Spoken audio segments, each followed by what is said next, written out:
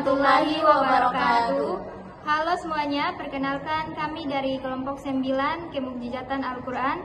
Pada video ini kami akan membahas tentang materi mata kuliah Ulumul Quran yang berjudul Mukjizat Al-Quran. Perkenalkan, nama saya Nurul Putri Insania Jidahlan dengan NIM 25145025. Dan saya Anggita Rahmat dengan NIM 25145029. Saya Aminato dengan NIM 251450118. Video ini akan menjelaskan mengapa Al-Quran disebut mukjizat terbesar Nabi Muhammad SAW dan bagaimana kemukjizatan itu masih relevan hingga sekarang. Tujuan video ini adalah mengajak teman-teman memahami mengapa Al-Quran disebut sebagai mukjizat terbesar Nabi Muhammad SAW dan bagaimana kemukjizatan ini masih relevan hingga hari ini. Yuk simak sampai selesai.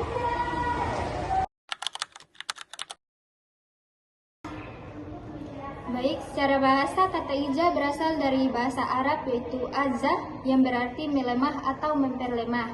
Sementara mukjizat artinya sesuatu yang luar biasa di luar kebiasaan manusia.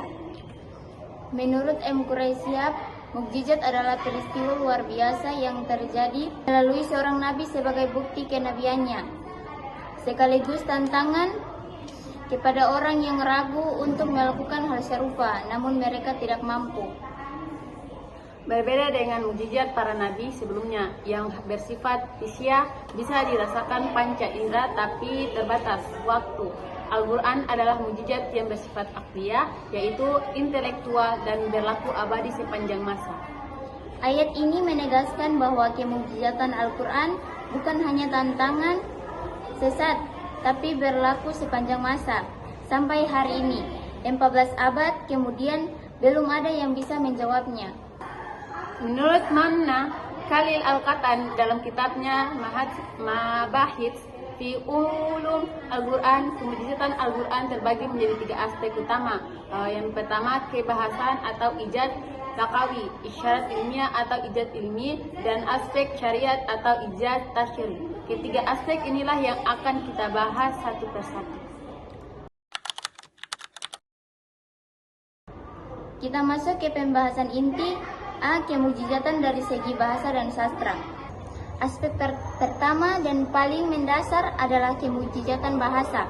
Masyarakat Arab pada masa turunnya Al-Quran adalah masyarakat yang sangat ahli dalam sastra. Mereka punya kompetensi syair, bergengsi di pasar ukaz, dan karya terbaik digantung di dinding Ka'bah, disebut mualakat.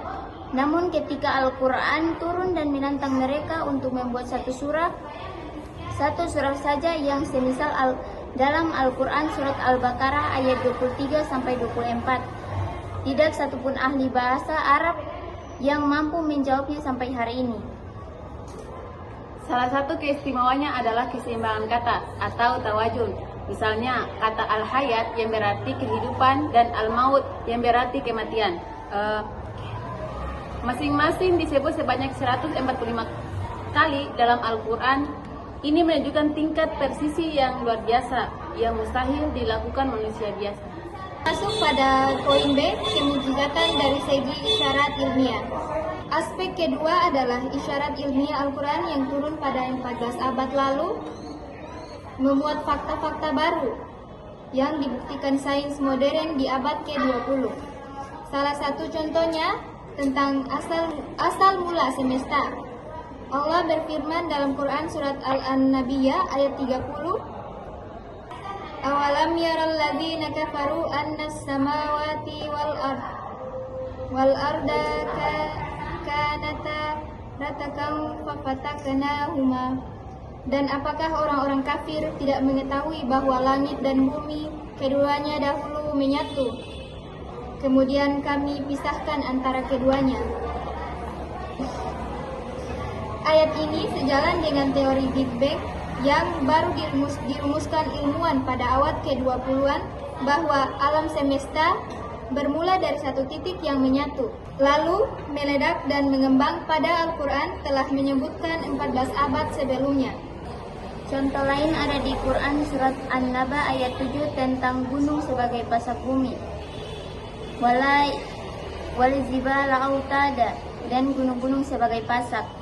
Ilmu geologi modern melalui teori lempeng teknologi membuktikan bahwa gunung memiliki akar dalam yang menstabilkan gerak bumi persis seperti fungsi pasak yang menahan agar tidak bergerak. Lalu di Quran surat Al-Furqan ayat 53 disebutkan tentang pertemanan dan laut yang tidak saling bercampur.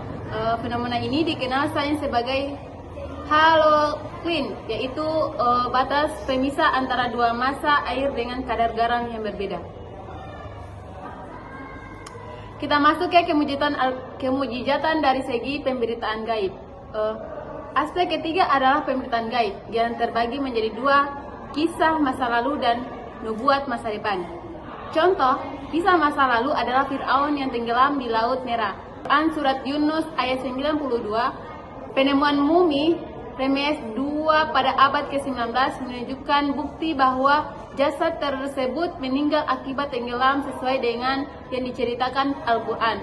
Padahal Nabi Muhammad SAW adalah seorang yang ummi.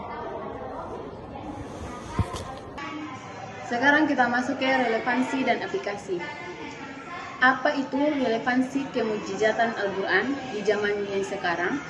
Pertama, keaslian teksnya tetap terjaga sejak diturunkan tanpa perubahan satu huruf pun sesuai janji Allah dalam Quran surat Al-Hijr ayat 9, yaitu dengan bunyi Inna nahnu nazzalna dzikra wa innahu lahafizun, yaitu yang artinya sesungguhnya kamilah yang menurunkan Al-Quran dan pasti kami yang memeliharanya. Dari pembahasan tadi dapat disimpulkan bahwa kemujizatan Al-Quran mencakup 4 aspek utama. Yang pertama, bahasa dan sastra. Yang kedua, isyarat ilmiah. Dan ketiga, pemberitaan gaib dan tasyri' atau hukum. Semuanya membuktikan bahwa Al-Quran benar-benar wahyu dari Allah, bukan karya manusia. Pesan moral yang dapat kita ambil adalah mari kita semakin yakin dan dekat dengan Al-Quran karena di dalamnya tersimpan petunjuk hidup yang tidak akan pernah usang.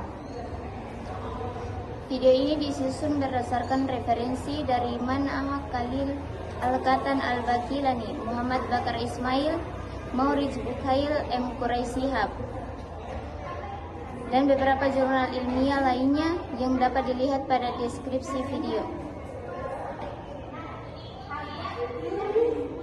Sekian dari kelompok 9. Terima kasih sudah menonton. Wassalamualaikum warahmatullahi wabarakatuh.